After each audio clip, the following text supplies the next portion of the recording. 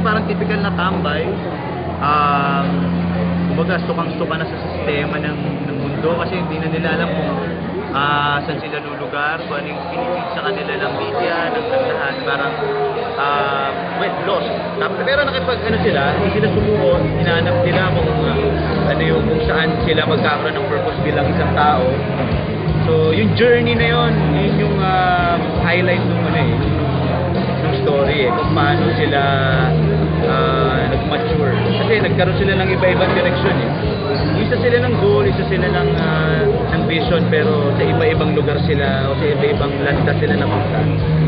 Na yung ending ang ganda kasi parang kita-kita sila nagkaroon na sila ng panahon na magkasama-sama ulit.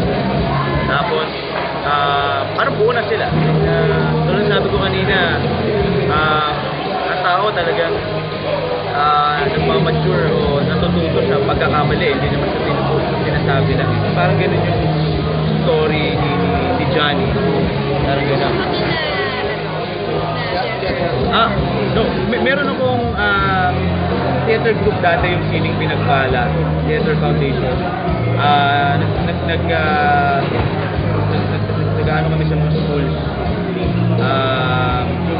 Ang difference kasi, hindi ko namin kinakanta ng live yun Parang last one yung material namin doon.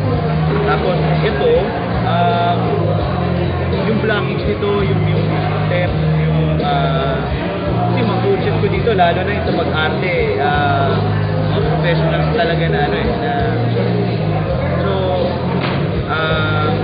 kahit pa paano meron akong katiting lang na idea kung anong meron sa isang theater. So, malaking bagay yun na nakatulong sa akin dito sa atin. Pero, work in progress. Hanggang ngayon, tuloy-tuloy pa rin naman yung parang ako nasa school Parang lagi ako nag-aaral ng mga bagong bagay.